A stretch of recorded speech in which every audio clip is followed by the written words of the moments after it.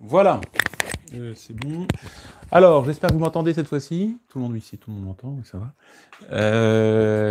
Oui, je suis désolé pour la semaine dernière. Il y a eu un problème d'enregistrement, de micro. Donc, j'espère que cette fois-ci, ça sera bon. Et donc, du coup, ce que je vais faire, puisque j'ai pas pu, ça n'a pas été enregistré, certains m'ont demandé si je pouvais le refaire ce que j'avais dit la semaine dernière. Voilà. Donc, voilà. Donc, dites-moi si vous m'entendez bien, s'il y a un problème. Et voilà. Alors, je vais essayer d'éclairer le tableau qui est derrière moi. Alors, je ne sais pas si vous le voyez. De toute façon, je me pousserai. Ouais, ça fait un reflet. C'est pas évident. Alors, donc avant de vous parler, donc je vais aborder deux sujets. Le premier, c'était la question de savoir si le Messie était simplement réservé au peuple juif. Alors, ça sera le premier sujet. Et le deuxième sujet, donc ça sera justement sur les passions, ce tableau que j'avais fait donc la semaine dernière et que je redonnerai pour vous cette semaine. Alors, le premier sujet, c'est un sujet plus d'actualité, c'est sur la question du messianisme. Et donc, je voulais vous parler justement du messianisme dans la mesure où ce qui se passe actuellement en Terre Sainte, eh bien, en fait, un soubassement religieux. Bon, je pense que vous êtes convaincus, vous avez bien compris que c'est pas qu'une question. Alors certains disent c'est pour construire un canal détourner le canal de Panama, le canal de Suez pour le faire passer sur Gaza. Bon, il y a du pétrole, il y aura du gaz bon, il y a peut-être des raisons économiques, oui peut-être, mais il y a surtout des soubassements religieux dans cette histoire de la construction du Grand Israël. Alors, j'en veux pour preuve tout simplement ce que dit Benjamin Netanyahou, voilà, qui qualifie le peuple d'Israël, le peuple de lumière. Bon, c'est pas moi qui le dis, hein, c'est lui qui le dit. Et il cite, alors c'est ça qui est très intéressant, il cite Isaïe, hein, il s'approprie les prophéties d'Isaïe. Alors, ce que je vais faire en fait, je vais simplement répondre dans cette vidéo à Benjamin Netanyahou en lui expliquant la véritable pensée d'Isaïe. Voilà, tout simplement. C'est pas pour Benjamin Netanyahou, je pense pas que je vais le convaincre, mais c'est pour tous les juifs, voyez, qui pensent, qui sont peut-être en Israël ou dans le monde entier, je sais pas, qui s'imaginent que comment dire, Isaïe s'accomplit à travers actuellement l'Israël. Voilà. Alors que Isaïe, on va voir, Isaïe rapidement s'applique à notre Seigneur Jésus-Christ. Vraiment. Il faut lire Isaïe, hein, d'ailleurs. Donc moi, ce à quoi j'invite Benjamin Netanyahou, c'est de lire Isaïe, mais vraiment de lire avec un regard sincère, honnête. Alors voilà ce qu'il dit en citant. Il cite donc, je retrouve le passage, ah oui, c'est ce passage-là, tiré de Isaïe, chapitre 60, verset 18. Il dit « On n'entendra plus la violence dans votre pays, ni la dévastation ou la destruction à l'intérieur de vos frontières. Tu appelleras tes murs salut et tes portes louange. » Voilà. Donc ça, c'est vraiment, il dit, voilà, c'est dans Isaïe donc 60, et juste le verset d'avant, hein, « Vous sucerez le lait des nations, tu allaiteras au sein des rois, et tu sauras que moi, l'Éternel, je suis ton sauveur et ton rédempteur, le puissant de Jacob. » Voilà, et donc il dit, nous réaliserons, Benjamin Netanyahou, hein, la prophétie d'Isaïe, il n'y aura plus de vol à vos frontières, il n'y aura plus de missiles de Gaza ou des machins, et vos portes seront glorieuses. Ensemble, nous nous battrons, ensemble, nous gagnerons. Alors, c'est une conception tout à fait... donc, c'est du messianisme, hein, donc temporel. Hein. Et alors, ce qui est intéressant, c'est que Saint Vincent Ferrier, au XVe siècle, Saint Vincent, oui c'est ça, Saint Vincent Ferrier, a écrit un petit ouvrage que je vous invite à... pour les Juifs, justement. C'est très intéressant. Là, je vous le mets ici en direct, là. Alors, c'est à l'envers, évidemment, sur la vidéo. Alors, je suis désolé, il faudra le lire dans le bon sens. « Traité pour désaveugler les Juifs par Saint Vincent Ferrier ». Voilà. Parce que Saint Vincent Ferrier a fait un apostolat extraordinaire dans le milieu juif et il en a converti, on dit 70 000, peut-être pas, mais enfin, on dit au moins 40 000. Voilà, au moins 40 000. Voilà. Et en fait, il s'appuie sur la Sainte Écriture et il montre comment, justement, la Sainte Écriture révèle notre Seigneur Jésus-Christ, hein, l'Ancien Testament. Alors, dans son petit traité, hein, il explique donc que le Messie, contrairement à ce que dit Benjamin Netanyahu, hein, il s'appuie donc Saint Vincent Ferrier, Saint Vincent Ferrier, c'est ça, il s'appuie sur Isaïe, que le Messie n'est pas venu seulement pour Israël, mais est venu pour toutes les nations. Première chose. Et deuxième chose, alors il y a 4 points, mais je vais en développer que 2. Deuxième chose, c'est que le Messie est venu pour établir un royaume spirituel, voilà, et pas un royaume temporel. Et ça, voilà. Alors le grand Israël, là-dessus, qu'est-ce que ça veut dire, hein? Cette domination temporelle n'est pas du tout dans l'esprit messianique, le véritable messianisme. C'est pas ça du tout. Et ça, c'est très important. Alors, d'abord, premier point, il dit que Saint Vincent Ferrier dit, voilà, que le Messie est venu pour tout le monde. Voilà.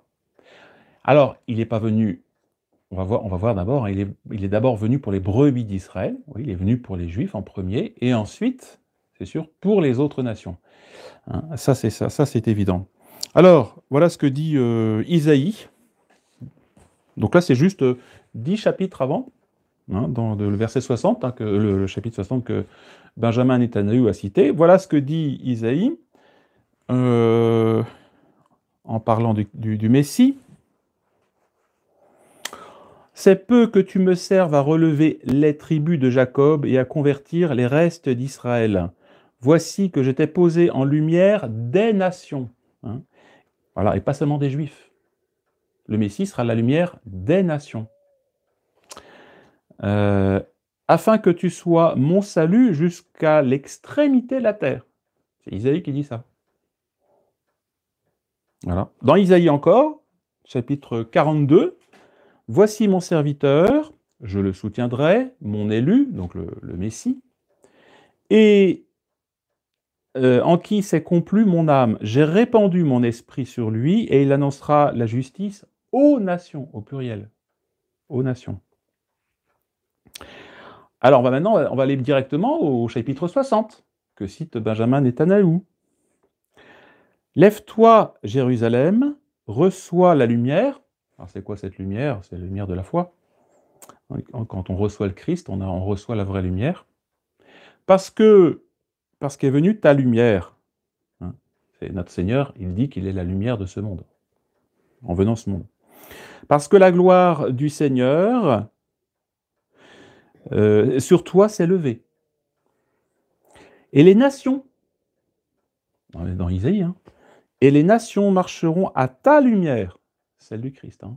Et il ne dit pas « et Israël », non, et les nations. Et des rois à la splendeur de ton lever. C'est qui ces rois? Vous reconnaissez, c'est les rois mages. Hein, ces rois mages qui représentent les nations. Lève autour de toi tes yeux et vois, donc il parle du Christ, hein, c'est le Christ qui regarde. Tous ceux-ci se sont assemblés, ils sont venus à toi. Tes fils de loin viendront et tes filles à ton côté se lèveront. Voilà, etc., etc. Et que la force des nations sera venue à toi. Alors comment? Par la foi. Voilà. Donc ça, c'est dans Isaïe 60. Le même chapitre que cite Benjamin Netanyahu. Ah. Et il dit exactement l'inverse, en gros. Hein. C'est pour ça que je dis, c'est malheureusement, et quand Saint Vincent Ferrier écrit cet ouvrage, justement, hein, traité pour désaveugler les Juifs, c'est-à-dire qu'il dit aux Juifs, lisez bien vos prophéties. Lisez vos prophéties. Voilà. Aux éditions du sel de la terre. Du sel. Voilà. C'est un ouvrage qui a été traduit en français par Yves Brinquin. Voilà, je pourrais encore vous donner d'autres citations. Donc ce qui est clair, vous voyez, c'est que le Christ n'a pas été envoyé que pour sauver les Juifs, mais aussi les gentils. Hein. Et c'est ce qu'on trouve dans la Genèse, hein. Donc, dans le début de l'Ancien Testament, donc chapitre 49, le sceptre, donc en parlant de la venue du Messie, le sceptre ne sera pas ôté de Juda, ni le prince de sa postérité, jusqu'à ce que vienne celui qui doit être envoyé, et lui-même sera l'attente des nations. Voilà, et pas seulement des Juifs, sera l'attente des nations. Oui. Alors dans les psaumes, hein, le psaume, un psaume très royal, c'est le psaume 2. Hein. Vous êtes mon fils, c'est moi qui aujourd'hui vous ai engendré. Donc là, vous avez un peu de façon implicite le mystère de la Trinité. Demandez-moi et je vous donnerai les nations en héritage et en possession les extrémités de la terre. Voilà. Et alors, vous avez aussi le prophète Jérémie, hein, chapitre 49. « J'ai entendu une nouvelle venant du Seigneur, et un messager a été envoyé vers les nations. » Là encore, au pluriel. Alors, ce qui est très, très intéressant, vous avez dans Malachie, le prophète Malachie, qui va même aller plus loin. Il va dire clairement que Israël va être rejeté par Dieu. Donc, c'est les nations qui vont hériter du Christ, et voilà ce que dit, écoutez bien, ce que dit le prophète Malachie. « Mon affliction n'est pas en vous, dit le Seigneur des armées, et je ne recevrai pas de présent de votre main. Car depuis le lever du soleil jusqu'à son coucher, grand est mon nom parmi les nations. » Et quand est-ce que ça s'est accompli? Il n'y a que l'Église catholique, vous voyez, qui, du lever au coucher, a pu accomplir le saint sacrifice de la messe. Et en tout lieu, écoutez bien, l'on sacrifie et une oblation pure est offerte en mon nom. En tout lieu, c'est-à-dire sur tout le globe de la terre, hein, 24 heures sur 24, vous avez le saint sacrifice de la messe qui est offert partout. Voilà. Et c'est pour ça que vous voyez cette oblation parfaite, c'est celle du Sauveur, du Christ. Parce que grand est mon nom parmi les nations, dit le Seigneur des armées. Donc, ça c'est dans Malachie, chapitre 1, verset 10. Vous voyez. Donc, un royaume qui serait comme même, admettons, le grand Israël, vous voyez, ne peut pas accomplir cette prophétie de Malachie. C'est impossible. Et donc là, actuellement, ils veulent reconstruire le temple de Jérusalem. Ils ont déjà tout préparé, donc les pierres, et tout est prêt. Hein. Le saint, l'arche... alors, il n'y a pas l'arche d'alliance, mais ils ont tout préparé parce qu'ils vont refaire le sacrifice dans le temple. Mais ce sacrifice, vous voyez, ça ne correspondrait pas du tout à ce qui est dit dans Malachie, pardon. Donc, ce qu'il faut bien comprendre, c'est que donc le Messie, hein, il n'est pas exclusivement réservé aux Juifs, hein, mais il est pour toutes les nations. Voilà. Alors il est vrai que le peuple juif avait la priorité de l'avènement du Messie. Il est né au sein du peuple juif. Et c'est pour ça que le Christ lui-même dit, alors dans Matthieu chapitre 15, « Je n'ai été envoyé d'abord qu'aux brebis perdues de la maison d'Israël. » D'abord. Hein. Et après, dans les Actes des Apôtres, alors c'est ce que dit dans les Actes, hein, chapitre 13, « C'était à vous qu'il fallait d'abord annoncer la parole de Dieu, d'abord à vous. Mais puisque vous la rejetez, hein, et que vous vous jugez indigne de la vie éternelle, voilà que nous nous tournons vers les gentils. » Les Juifs ayant rejeté le vrai Messie, hein, eh bien l'annonce va ensuite faite aux nations. Voilà. Donc il apparaît clairement que le Christ est venu libérer, non pas le peuple juif, hein, seulement, mais tous les hommes de cette captivité. Hein. Voilà, de les ramener à la vraie liberté. Alors ça, c'est le premier point. Hein. Le deuxième point, qui est encore plus important, cette fameuse libération qu'est venu apporter le Christ, et là on répond encore à ce messianisme temporel de Benjamin Netanyahou, hein. Est-ce que c'est une libération temporelle ou une libération spirituelle? Là, il suffit de poser la question, pourquoi le Christ est-il venu? Est-ce que c'est pour nous libérer temporellement? Non, non, non. Hein. Alors, on va voir que je dis non, je mets un petit bémol. Hein, c'est relatif. Il y aura quand même une libération temporelle.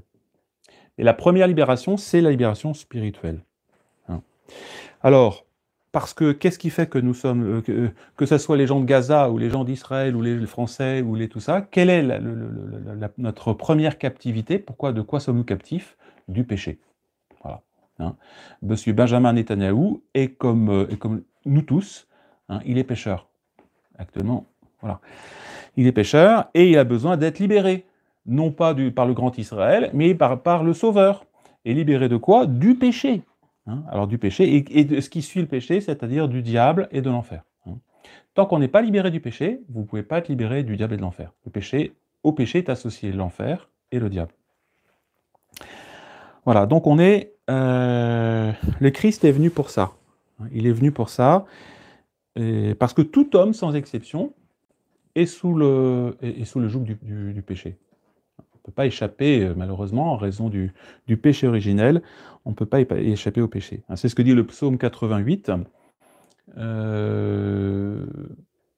J'allais dire, voilà. Quel est l'homme qui vivra et ne verra pas la mort, qui arrachera son âme à la main de l'enfer? Qui est l'homme? Imaginez si le Christ, le Sauveur, n'est pas venu, comment peut-on se libérer du péché? Pas possible.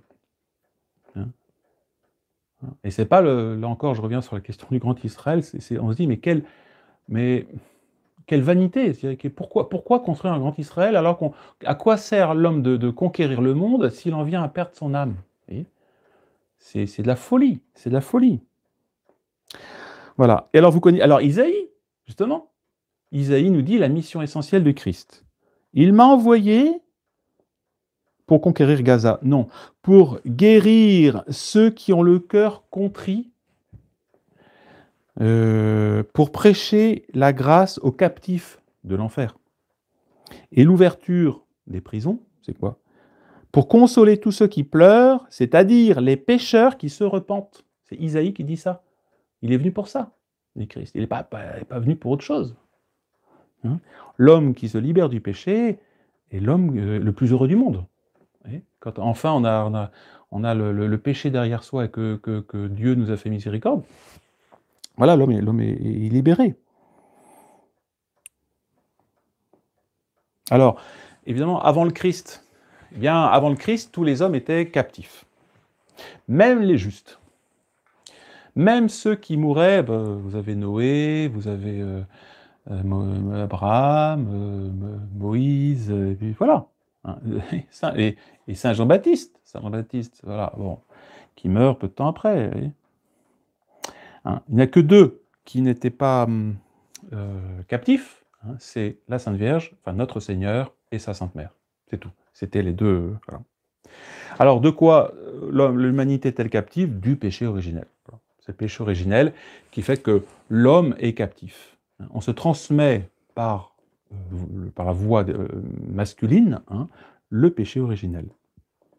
L'homme était créé dans la justice, je ne vais pas revenir là-dessus, hein, l'homme a été créé sur le paradis terrestre dans la justice, la rectitude, et en perdant la justice par son péché, il a perdu la grâce, l'amitié de Dieu, et il a perdu la vie temporelle, la vie. Hein. Et donc il est condamné à mort. Si nous mourrons, vous voyez pourquoi on meurt? Parce parce que c'est à cause du péché originel que nous portons tous en nous. Et donc, nous avons perdu la justice et nous avons perdu l'immortalité. Adam et Ève, normalement, auraient dû avoir des enfants, mais ne pas mourir, vous voyez, et transmettre la grâce, transmettre la vie surnaturelle à leurs enfants, simplement par génération naturelle. Voilà. Mais voilà, ils ont péché, donc l'homme a péché. Donc Adam transmet en tant que chef de l'humanité, il transmet à toute l'humanité le péché et la mort. Ouais. On va dire, bah, alors, si on a des enfants, qu'est-ce qu'on fait? Bah, on leur transmet le péché et la mort. Bon. Et voilà. Donc c'est pour ça que le Christ est venu voilà, nous libérer. Pourquoi a-t-il pu nous libérer? Parce qu'il était le seul à la fois innocent, hein, à la fois Dieu, parfait, et homme. Donc il a pu réparer en tant qu'homme et accomplir toute perfection en tant que Dieu. Et alors voilà, c'est pour ça que Isaïe dit bien, voilà, on cite toujours Isaïe, vraiment, Isaïe répond vraiment à Benjamin Netanyahou. Hein. Finalement, je me dis, c'est pas mal qu'on ait des gens comme ça qui... Enfin, c'est pas mal, c'est affreux pour ceux qui subissent malheureusement ces horreurs là-bas, mais parce que ça nous fait prendre conscience de ce que c'est que la vérité.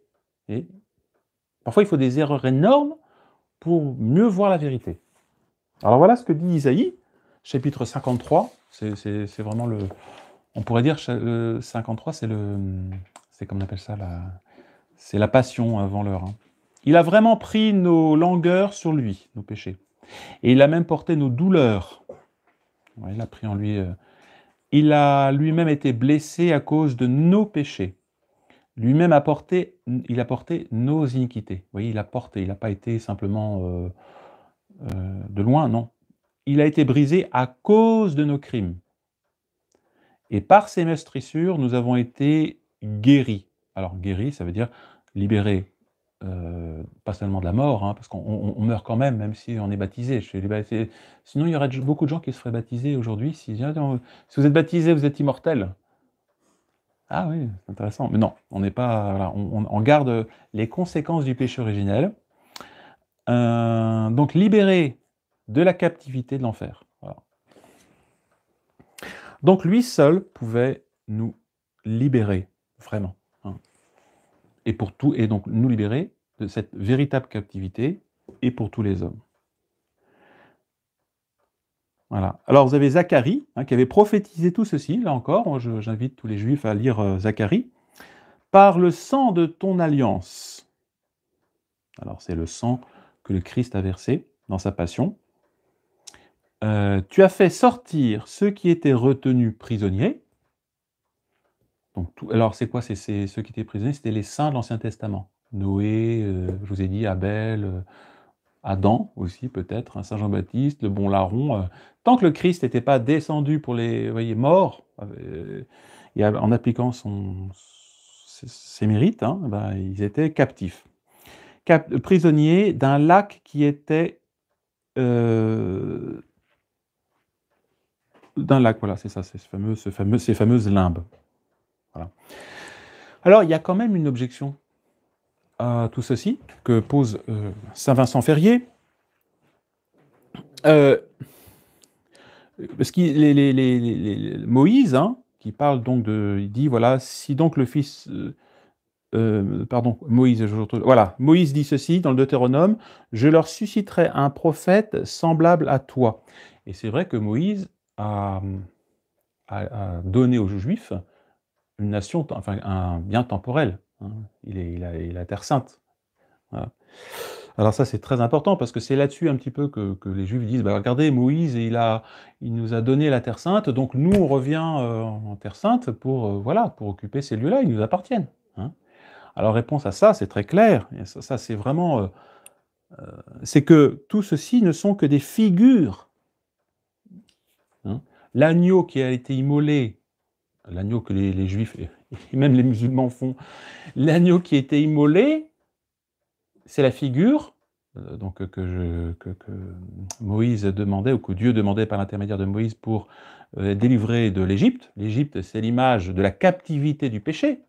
C'est pas seulement le lieu, l'Égypte. L'Égypte, c'est l'image du paganisme, du péché, voilà, du mal. Ils passent par la mer rouge, c'est ça? Rouge. Voilà, c'est ça. C'est l'image du baptême. Ils sont purifiés par l'eau du baptême.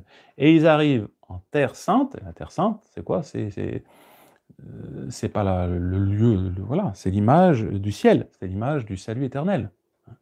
Et Donc il y a vraiment une conception complètement charnelle. Il y a certains juifs, mais complètement. On dit, mais c'est grave, quoi. Oui.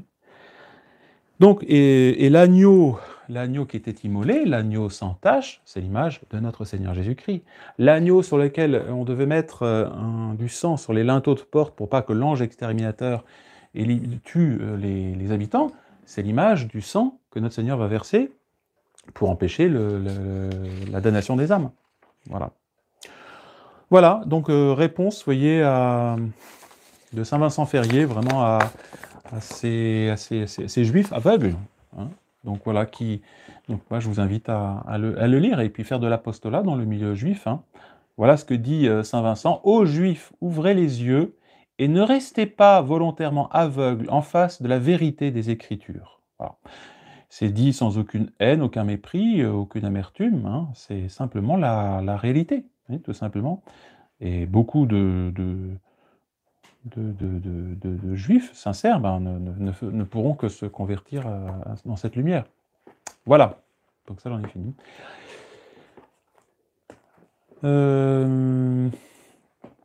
Alors, j'en arrive justement, après avoir vu ce sujet passionnant, eh bien, on va vous parler des... Je reviens sur les passions. Alors, puisque j'ai des auditeurs ici présents, ils ont déjà eu le topo, mais voilà, on fait une deuxième fois, pour ceux qui n'ont pas assisté. Donc, je ne sais pas si vous voyez le tableau ici, derrière, il y a peut-être, la lumière est on est un peu en contre-jour, je vais essayer de faire un... Voilà. Bon, c'est pas très clair, mais de toute façon, je vais expliciter, ça sera beaucoup plus facile. Alors, j'avais commencé donc avec saint Thomas à vous parler des passions. Et je vous avais dit donc que les passions se situaient dans la partie sensible de notre être, une partie corporelle essentiellement. Hein. Mais on peut dire qu'elles participent quand même, nos passions participent, même si elles sont dans notre corps essentiellement, elles participent à la vie de l'âme. Voilà, on ne peut pas y échapper, même notre âme, vous voyez, même si notre âme est spirituelle essentiellement, elle ne peut pas échapper aux passions. Et j'avais dit, les passions, on ne peut pas avoir une emprise totalement tyrannique, vous ne maîtrisez pas vos passions. Hein. On n'a qu'une maîtrise diplomatique, c'est-à-dire on est obligé de faire attention spécialement à ce qui va exciter les passions. Et qu'est-ce qui excite les passions, quelles qu'elles soient, hein, c'est un objet, c'est une chose. Hein. Je prends un exemple, j'avais dit un chien méchant, donc là vous avez un chien méchant, donc c'est un mâle, vous allez avoir de la crainte et de la haine, vous voyez. C'est logique, vous pouvez pas, hein, si vous n'avez pas une réaction de crainte devant un chien méchant, vous n'êtes pas un homme. Voilà. Alors, sauf si vous êtes très, je sais pas, armé ou si vous avez ce qu'il faut, mais la passion fait partie. Voilà. Ou je prends un autre exemple, si vous avez un bon gâteau au chocolat, c'est un bien, en soi, si vous aimez le chocolat et que vous mettez un gâteau au chocolat sous le nez, c'est normal que vous ayez de l'amour. Voilà, cette passion ici, là, passion d'amour de cette chose. Donc, comment saint Thomas va-t-il déterminer nos passions?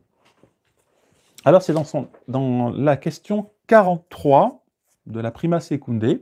Donc, si certains veulent approfondir la question, question 23, pardon, question 23, il fait la distinction des passions. Alors, comment va-t-il faire? Il va toujours, parce que saint Thomas, c'est quelqu'un qui est objectif. Il ne va pas regarder dans l'homme, là, il ne va pas fouiller comme ça.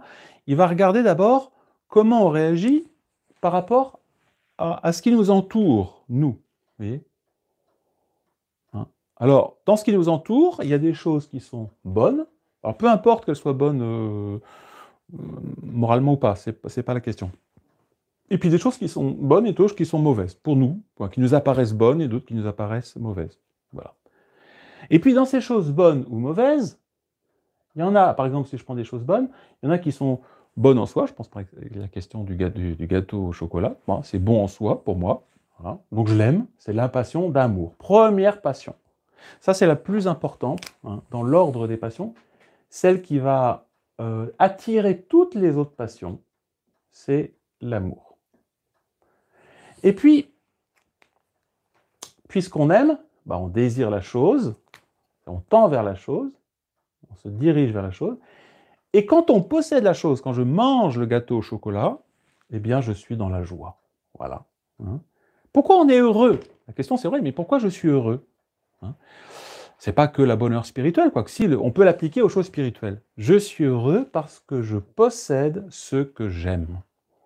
Je suis triste parce que je ne possède pas ce que j'aime. Voilà. Si vous êtes, dites-vous, pourquoi je suis malheureux aujourd'hui? Bah, il fait pas beau, le ciel est gris. Bah oui, parce que vous aimez le ciel bleu, c'est tout. Vous avez un beau soleil, je serais plus heureux. Alors si vous êtes chrétien, bien sûr, c'est pas un malheur, ou même, voilà, un peu raisonnable. Oui, bon, je ne veux quand même pas m'attrister outre mesure parce qu'il ne fait pas beau. Parce que je sais quand même que le bon Dieu est là et que je suis en grâce. Bon.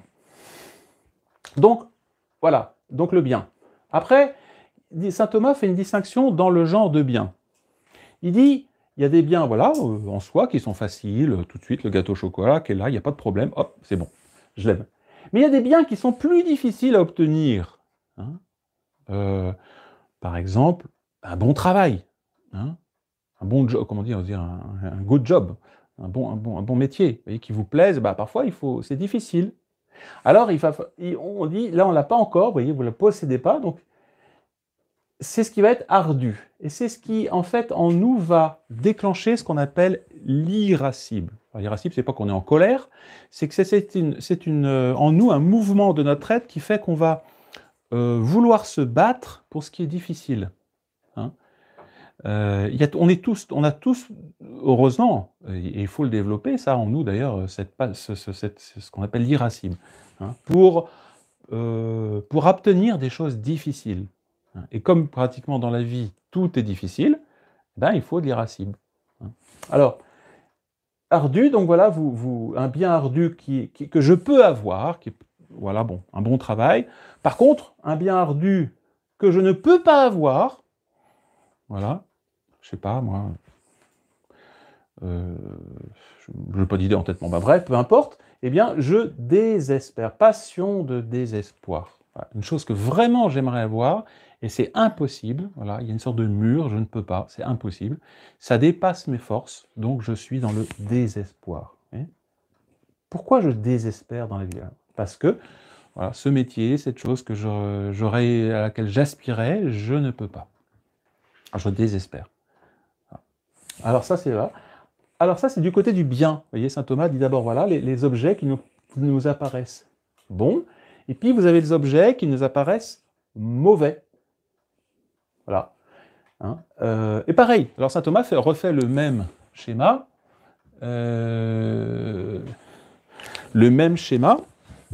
Donc, vous avez le mal ardu, un chien, par exemple, vous avez un chien agressif qui vient vous menacer, hein, vous êtes dans la crainte.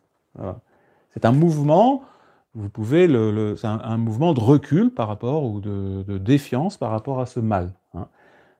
Alors, ce mal se rapproche de nous, et là c'est le mouvement de proximité.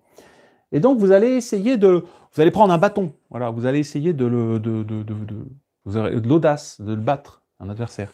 Et puis, dernier mouvement, hein, le mal, le chien vous mord le mollet, vous voyez, ça vous fait très mal, et donc vous mettez en colère. Voilà.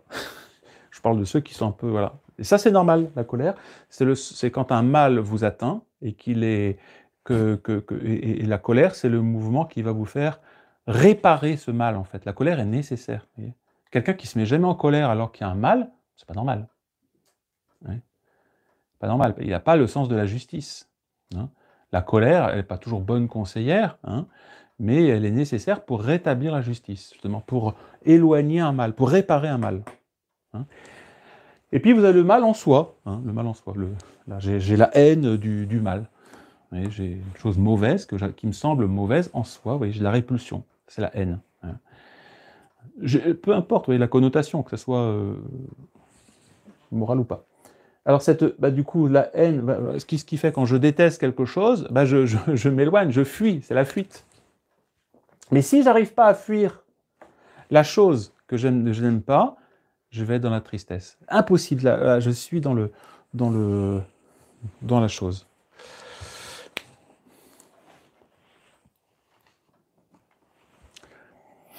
Alors, ce qui est très important dans le tableau que je vous ai fait ici, qui résume la pensée de saint Thomas, donc c'est que vous avez, vous voyez, que ça soit du côté du bien ou du mal, vous avez toujours ces deux tendances en nous, hein, qu'on appelle soit le concupiscible,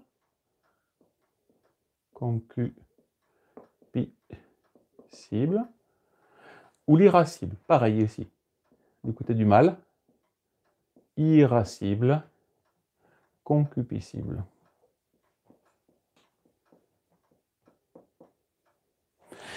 Et ça fait partie de notre nature.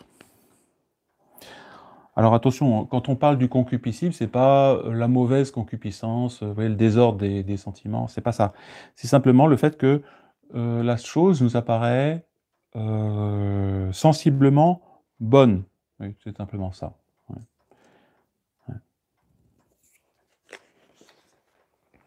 Alors l'irascible, hein, c'est pas le fait que je suis irascible, je suis colérique, je m'énerve facilement. Non, c'est pas l'impatience, hein, c'est simplement, on peut résumer, c'est l'appétit de la lutte. Appétit de la lutte. Je vous avais dit ça la semaine dernière. Donc on aime se porter vers un bien ardu. Voilà. Alors, il y a des tempéraments un peu plus qui aiment bien lutter. Hein, il y en a qui aiment le sang et la poudre. On dit que le peuple franc est un peuple qui aime la guerre. Hein, voilà. Et que ça soit vers un bien difficile, ouais, conquérir, voilà, délivrer les lieux saints, ouais, ou alors de combattre un mal ardu, oui, se défendre de l'invasion ou des choses. Vous voyez, la guerre 14-18 a été une manifestation vraiment de l'irascible des peuples, du peuple français. Hein. Hein. On va considérer la chose du côté de sa difficulté.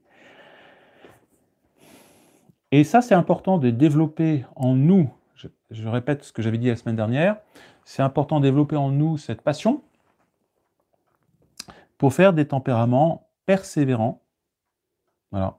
Parce qu'aujourd'hui, vous voyez, on est dans une guerre de longueur. L'adversaire, il est beaucoup plus puissant, il a beaucoup plus d'argent, il est beaucoup plus... Les médias, tout ça domine, voilà. Donc, il faut tenir. Et ça, on est dans l'irascible. Voilà. On est dans l'irascible. Ça ne sert à rien de faire des coups de force. Je ne dis pas que ça peut être à l'occasion, ça peut être intéressant. Mais ce qui est important, c'est de tenir nos positions. Hein, c'est une bataille, aujourd'hui, disait Jean Vaquier, une bataille de maintenance. Il faut tenir. Chaque jour, tenir, refaire son devoir. Voilà. Et garder cet esprit de combat. Hein. Ce qui perd aujourd'hui de beaucoup de catholiques, même dans la tradition, c'est qu'ils perdent l'esprit de combat. On voit bien, hein, les gens ont capitulé avec l'histoire de la piqûre, avec l'histoire... Les prêtres aussi, hein, j'en parlais, combien de prêtres ont voulu combattre, n'ont pas combattu justement devant ce mal. Donc saint Thomas dit ceci, « L'irascible est donné afin d'éloigner les obstacles qui empêchent le concupiscible de tendre vers son objet, soit en raison des difficultés pour atteindre le bien, soit en raison de la difficulté à surmonter un mal. » Voilà. Vous voulez construire une chapelle, vous voulez, je parle pour moi en tant que prêtre, vous voulez faire un prieuré, vous voulez n'importe quoi, vous aurez des obstacles. Que ça vienne des fidèles, que ça vienne de l'administration, que ça vienne de n'importe quoi. Vous aurez toujours des éléments. Voilà. Et s'il n'y a pas un peu d'irascible, bah, ça ne marchera pas. Voilà, c'est le soldat, dit saint Thomas, c'est le protecteur, c'est la condition sine qua non. Vous ne pouvez pas aimer la chose si vous n'avez pas un minimum de, voilà, c'est ça, de colère, de crainte. Voilà. Pour pouvoir aimer le bien ou pour haïr le mal, il faut être souvent audacieux ou même pouvoir se mettre parfois en colère. Sainte colère. Voilà. Quand vous lisez la Passion du Christ, ou même avant la Passion du Christ, vous voyez la force de notre Seigneur. Parce que il est devant des gens qui sont ultra méchants, les pharisiens, qui veulent sa mort, qui le haïssent, qui vont lui tendre des pièges. Et vous voyez à chaque fois sa force. Il n'est pas, il est pas dans une espèce de déprime, pas du tout. Grand calme. Hein, voilà. Mais il accomplit sa mission, vous voyez, avec beaucoup d'énergie, hein, jusqu'à la mort. Voilà. Et donc ça, c'est l'irascible. Hein.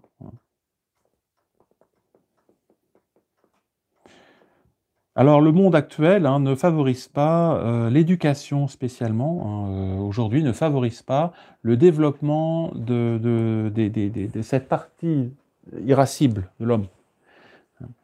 Et du coup, on a des gens qui n'ont pas de caractère, qui sont insignifiants, qui sont sans valeur, qui sont fragiles, qui sont instables. Même Monseigneur Lefebvre le constatait à Icône. Il disait, je ne comprends pas, il y a des séminaristes, ils ont un espèce de... Un jour, tout est bien, puis le lendemain, ils sont tout joyeux, puis le lendemain, c'est tout triste. Et puis, il dit, c'est pas normal. On doit avoir une certaine égalité d'humeur dans la vie. Ne serait-ce que pour les autres, d'ailleurs. Parce que la vie en communauté, quand vous avez quelqu'un le jour qui vous fait la tête, puis le lendemain, tout joyeux, vous vous dites, bon, bah alors, voilà, quelle sauce je vais te manger demain, hein. Ah, ça, c'est important, hein. Garder toujours une certaine égalité d'humeur. Voilà pour la distinction des passions. Du coup, je vais vraiment m'arrêter là ce soir. Si, simplement, je vais aller une petite question quand même. Est-ce que les passions, voilà, sont mauvaises, hein? Non, saint Thomas nous dit non, hein. Non seulement les passions ne sont pas mauvaises, hein, elles sont bien sûr dans notre partie sensible, hein, elles ne sont pas mauvaises, mais il faut qu'elles restent sous l'emprise de la raison. Qu'est-ce que c'est que le péché? Qu'est-ce que c'est quand on fait un péché? C'est quoi? C'est quand on fait quelque chose qui est déraisonnable, qui n'est pas dans l'ordre de la raison, dans l'ordre de la loi éternelle et de la loi, des lois temporelles, hein. On dérape, vous voyez? Et, tout simple, par exemple, le fait de manger, hein, si vous mangez trop peu, ça ne va pas. Si vous mangez trop, ça ne va pas. Donc il y a un juste milieu dans la tempérance, hein. Voilà. Et la passion va justement aider, enfin, si elle est dans l'ordre de la raison, elle va nous aider. Donc les passions, c'est un mouvement de la sensibilité, et si elles sortaient tout le temps, si elles nous poussaient à sortir tout le temps de la raison, et là, elle serait mauvaise, évidemment. On pourrait dire, non, là, ça ne va pas. Les passions ne sont pas bonnes. Voilà, ça serait des maladies de l'âme. Allez. Donc là, voilà. Et donc, à ce moment-là, le but de l'éducation, ça serait de détruire les passions. Et là, non, évidemment, ça ne serait pas ça, hein. Au contraire, hein, saint Thomas nous dit, elles sont bonnes dans la mesure où elles sont modérées par la raison. C'est la fameuse mediocritas passionum. Médiocrité, c'est-à-dire mesure des passions, hein, mesurer.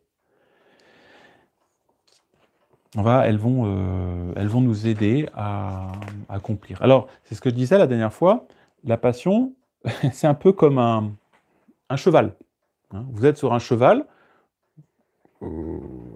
si vous êtes très passionné, c'est comme si vous aviez un cheval, qu'on appelle ça, là, les chevaux de course, hein, les super chevaux, les étalons là, qui peuvent fuser, hein, voilà. Sauf que le danger, vous voyez, trop grande passion, trop riche, trop grande richesse, donc vous risquez vite de tomber dans le fossé. Propre des tempéraments très passionnés, de faire peut-être des belles choses, mais aussi de se casser bien la figure, hein, de faire des choses terribles, hein. Inversement, quelqu'un qui n'aurait pas beaucoup de passion, hein, ça serait comme celui qui avait une vieille rosse, vous voyez, un vieux cheval un peu qui avance pas, là, vous voyez. Et passion, donc quelqu'un qui aurait pas de personnalité, vous voyez, pas de choses comme ça, pas de vigueur, hein. Et donc l'âme, elle, ne va pas être aidée dans son élan, hein, elle va être ralentie. On voit saint Paul. Saint Paul, passionné, quand même, hein, bon, bah, il tuait des chrétiens avant de se convertir, quand même, hein. Il est des zélés, oui, voilà. Passion qui était au service du mal, évidemment. Et une fois qu'il s'est converti, ça a été admirable, vous voyez. C'est lui qui a établi l'Église primitive, quoi. Voilà, donc il faut, c'est ça notre travail, hein, c'est de mettre vraiment nos passions sous l'empire de la raison. Et comment on le fait? C'est un travail diplomatique. C'est pas un travail de tyrannie en disant voilà, non, je vais cette fois-ci, voilà, la crainte, non, je vais essayer de maîtriser tout ça. Non, hein, vous pouvez pas. Alors comment on fait pour maîtriser la passion? Vous avez dit la semaine dernière, hein, c'est par rapport aux objets qui nous entourent. Et comment nos objets nous influencent-ils? Je ne sais pas si vous vous rappelez, j'avais parlé de l'imagination. Et c'est là. Pourquoi un gâteau au chocolat impressionne-t-il plus une personne qu'une autre? C'est le même gâteau. Vous avez les mêmes papilles gustatives, vous avez, voilà, en soi, vous êtes des hommes, hein. Bon, en général, beaucoup d'hommes aiment le gâteau au chocolat. Bon. Mais pourquoi vous avez... Parce que votre imagination, vous voyez, vous fait apparaître cette chose-là comme très bonne, hein. C'est ce que le serpent a fait avec Ève, hein. Il a dit « Mange de ce fruit, tu auras la connaissance du bien et du mal. » Vous voyez ça? Alors que Dieu avait dit « Voilà, non, c'est interdit, tu ne mangeras pas de ce fruit, c'est le fruit défendu. » Mais qu'est-ce qu'il a fait, le serpent? Il a fait son cinéma dans la tête. C'est ce que font aujourd'hui les mondialistes. Qu'est-ce qu'ils font aujourd'hui pour manipuler les foules? Hein, est-ce qu'ils vont vous présenter dans la rue des gros virus, je sais pas quoi, des trucs affreux? Pas du tout. Ils vont vous faire passer dans la télévision, dans les médias, des idées, des choses affreuses. Voilà. Ils vont travailler votre imagination. Hein. Voilà, donc attention. Vous voyez, c'est là principalement qu'il faut travailler. Alors comment on fait pour travailler l'imagination? C'est un travail d'ascèse. Eh bien justement, il y a les objets, il y a certains... Si vous regardez toujours, par exemple, les gens qui regardaient des réseaux sociaux là, avant la pandémie, bon, ils voyaient des gens qui tombaient raides morts en Chine. Oh, ça y est, une épidémie épouvantable, vous voyez? Pourquoi c'était passé? La crainte était passée? Parce que on leur passait des choses dans la tête, hein. Ils n'auraient pas eu ces téléphones, ils auraient réfléchi en disant bah, « Attendez, non, je me promène dans la rue, tout le monde va bien, voilà. » L'imagination. C'est le problème aujourd'hui. Les gens nagent dans l'imaginaire, dans la fantasia, hein. Alors, qu'est-ce qui nous aide à réguler la fantasia, l'imagination? C'est la réflexion personnelle, la contemplation, la méditation, les lectures, la prière, le chapelet. Le chapelet, qu'est-ce que vous faites quand vous faites un chapelet? Vous méditez. Vous faites un travail de vous apaiser, et donc du coup, vous apaisez toute votre âme, vos passions, vous les remettez en ordre. Très important. Bon, c'est toute l'ascèse chrétienne, hein. L'ascèse chrétienne, elle est là justement pour remettre les choses en ordre. Et notre Seigneur avait des passions, hein, donc c'est ce que dit saint Thomas. Notre Seigneur avait des passions, mais qui ne troublaient jamais son âme. Jamais. On dit, ah, mais quand même, il a quand même dit à un moment, je suis triste à mourir. Enfin, voilà. Il a eu de la crainte, très grande crainte, oui, mais parce qu'il il avait la connaissance de la réalité de sa mission, hein. Exact, c'est normal. Qui n'aurait pas eu crainte de verser son sang dans des conditions aussi effrayantes et puis d'être victime de la justice divine objectivement? Donc il a craint tout ce qui était lié à sa mission, mais tout ça était tempéré par la contemplation il était en Dieu. Il jouissait de la vision béatifine, il voyait Dieu face à face. Voilà, donc pour conclure sur les passions, hein, il faut se dire c'est quelque chose c'est important, c'est très noble, ça fait partie de notre psychologie humaine, hein. Il faut pas les mépriser, mais il faut, vous voyez, les éduquer, hein. il faut les orienter. Et bien sûr, essentiellement, par la vie de la grâce.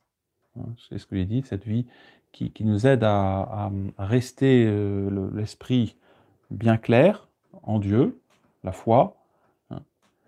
Sinon, si vous n'avez pas l'esprit qui est attaché à Dieu, ben vos passions vont prendre le dessus. Je rajouterais aussi un autre élément. Je vous dis, les passions sont excitées par les objets. Si vous habitez en ville, que vous êtes dans un milieu bruyant, avec plein de sollicitations, des affiches, des tenues vulgaires, des gens qui vous font la tête, ou des gens mal habillés, etc., etc., ben, vous êtes dans un milieu qui va forcément agir sur vos passions, qui va troubler votre âme. Ah non, non, moi je prie, je suis au-dessus de tout ça. Non, vous ne pouvez pas échapper à ce milieu-là. Déjà dans les années 30, le père Calmel disait ça. Il disait c'est plus possible aujourd'hui un chrétien de vivre dans des villes dans les années 30. Alors imaginez aujourd'hui. Pas possible. Voilà, donc j'en arrête là pour ce soir et nous nous retrouverons donc jeudi prochain, s'il plaît à Dieu. Donc, et nous continuerons avec saint Thomas d'Aquin, et puis aussi donc, sur des petits sujets d'actualité. Et donc, je vous souhaite en tout cas une bonne semaine à vous tous. On va terminer par une prière.